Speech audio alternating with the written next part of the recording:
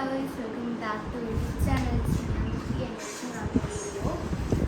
എന്താണ് ഈ ഒരു അവസ്ഥയിലൊക്കെ കഴിഞ്ഞ ദിവസം ഒരു അമ്പലത്തിൽ പോയപ്പോൾ ചെരുപ്പ് വെളിവെച്ച് കയറിയപ്പോൾ എന്ത് എൻ്റെ കാല് തട്ടി മൊത്തം അലർജിയായി. അപ്പോൾ ഇവിടെയൊക്കെ ബോൾ മൊത്തം ഇങ്ങനെ കുരുരോ പോലെ വന്നു. പിന്നെ അമ്മ പെട്ടെന്ന് എനിക്ക് മഞ്ഞൾ ഉപ്പൊക്കെ ഇട്ട് തേച്ചു നന്നായി കുളിച്ചു. ഇതുവരെ ഞാൻ ഇങ്ങനെ കുളിച്ചിട്ടില്ല, അങ്ങനെയാണ് ഞാൻ കുളിച്ചത്. അപ്പോൾ അതെല്ലാം കഴിഞ്ഞിട്ട് പിന്നെ ഞങ്ങൾ ഹോസ്പിറ്റലിൽ പോയി. ഹോസ്പിറ്റലിൽ പോയപ്പോൾ ഒരു ഒബ്സർവേഷൻ, 1 day ഒബ്സർവേഷൻ ചെയ്യണം, 24 hours ഒബ്സർവേഷൻ വേണം പറഞ്ഞാൽ.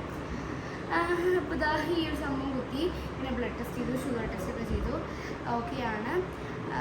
പിന്നെ അപ്പോൾ എന്താ വെച്ച് കഴിഞ്ഞാൽ പിന്നെ ഒരു ദിവസം കൂടി പിന്നെ ICUക്ക് കയറ്റി. പിന്നെ ഒരു ദിവസം കൂടി ഇവിടെ കിടക്കേണ്ട വന്നു. ഇപ്പോൾ ഡോക്ടർ പറഞ്ഞു ശരി പൊക്കോളാൻ. എൻ്റെ BP കുറച്ച് ഹൈ ആയി, എനിക്ക് ടെൻഷൻ ഉണ്ടായതുകൊണ്ട് ഇങ്ങനെ കുറച്ച് ഹൈ ആയതുകൊണ്ടാണ് ഇങ്ങനെ ഓരോ ദിവസം ഇങ്ങനെ കിടക്കേണ്ട ഈ റൂമിൽ കിടക്കേണ്ട അവസ്ഥ വന്നത്. സോ ഇപ്പോൾ എനിക്കെല്ലാം ഓക്കെയാണ്. രാത്രിയൊക്കെ BP നോർമൽ ആയതുകൊണ്ട് തന്നെ ഇപ്പോൾ ഡോക്ടർ ഡിസ്ചാർജ് ചെയ്യാൻ പറഞ്ഞത്. നിങ്ങൾ ഇനി ഒരിക്കലും നിങ്ങൾക്ക് സേഫ്, ഇനിയിപ്പോൾ എല്ലാവരും നിങ്ങൾ സേഫായിട്ട് ഇരിക്കുക. ഇനി നിങ്ങളിങ്ങനെ അമ്പലത്തിലൊക്കെ പോകണമെങ്കിൽ ഒരു എന്താ പറയുക, അമ്പലത്തിലല്ല, നമ്മൾ ചെരുപ്പില്ലാതെ നടക്കുന്ന സാഹചര്യം വരുമ്പോൾ കാലിൽ സോക്സ് ഇട്ട് നടക്കുക. ഇനി മുതൽ ഞാൻ ഈ എവിടെയെങ്കിലും പോകാമെന്ന് പറഞ്ഞു കഴിഞ്ഞാൽ സോക്സ് ഇടുക. അപ്പോൾ ഇന്നത്തേക്ക് ഇത്രേ ഉള്ളൂ. അപ്പോൾ ഞാൻ എനിക്കിവിടെ പോകാൻ ചിരിക്കുക. Bye bye. അപ്പോൾ അവന് പോയിട്ട് എനിക്ക് ടാബെല്ലാം എടുത്തിട്ടുണ്ട്. പിന്നെ അവനെയാണ് ഇവിടെ കിടന്ന് ഉറങ്ങണം. പേഷ്യൻ്റെ ബെഡിലാണ് കേസ് അവന് കിടക്കുന്നത്. പേഷ്യൻ്റ് അവിടെ കിടക്കണം, പക്ഷെ അവനാണ് പോയിട്ട് പേഷ്യൻ്റ് എന്താ വീട്ടിൽ പോകും.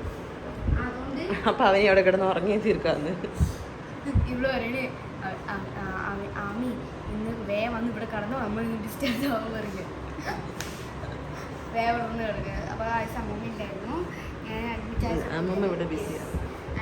സമയത്ത് തന്നെ മേമി അനുസരിച്ചൊക്കെ വന്നിട്ടുണ്ടായിരുന്നു.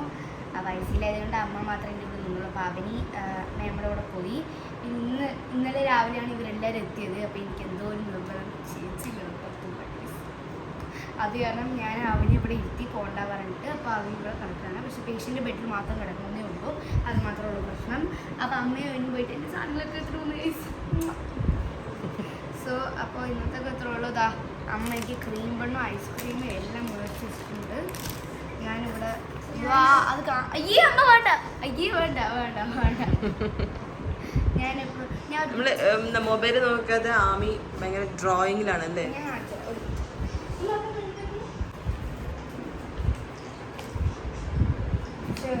ഞാൻ ഇന്നലെ രാത്രി വെറുതെ മൊബൈൽ നോക്കേണ്ട പറഞ്ഞിട്ട് റിസപ്ഷനിലെ പൊട്ടിയൊരു പെന്നും പേപ്പറും മേടിച്ചിരുന്നു. പക്ഷെ ഞാൻ അവിടെ ഡ്രോയിങ് ചെയ്തു.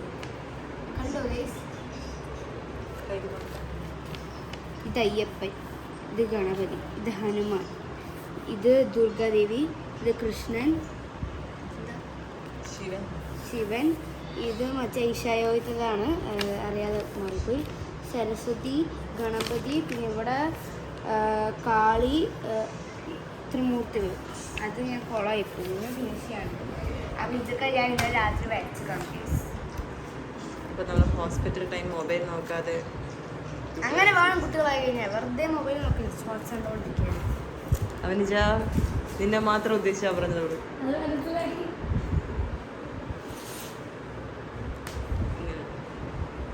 ഇന്ന് രാത്രി മേമയോ അനുസരിച്ചൊക്കെ സർപ്രൈസ് ആയിട്ട് വന്നു. ഓ ഇത് മാറ്റായിരുന്നു പറയാം. സോ ഗൈസ്, അപ്പോൾ എല്ലാവരും സേഫായിരിക്കുക.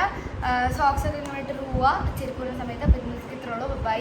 വീടെത്തിട്ട് നമ്മൾ കാണാം. ഇത് അയച്ചിട്ട് കാണാം ഗൈസ്. അപ്പോൾ എൻ്റെ കയ്യിൽ എനിക്ക് ഇങ്ങനെ കാക്കണമെന്നുണ്ട് ഗൈസ്. ഇത് വേഗം അയച്ചിട്ട് വേണം ചെയ്യാൻ. സോ നമുക്ക്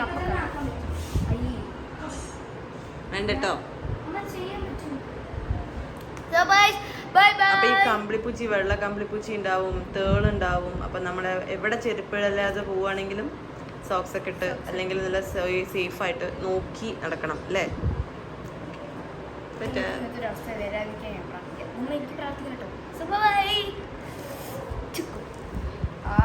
ഡിസ്ചാർജ് ആവാറ് എൻ്റെ ഈ കയ്യിൽ സംഭവം അഴിച്ചു തന്നു. അപ്പോൾ ഇവിടെ നമ്മൾ ഊണ് കഴിച്ചു കേട്ടോ ഗൈസ്.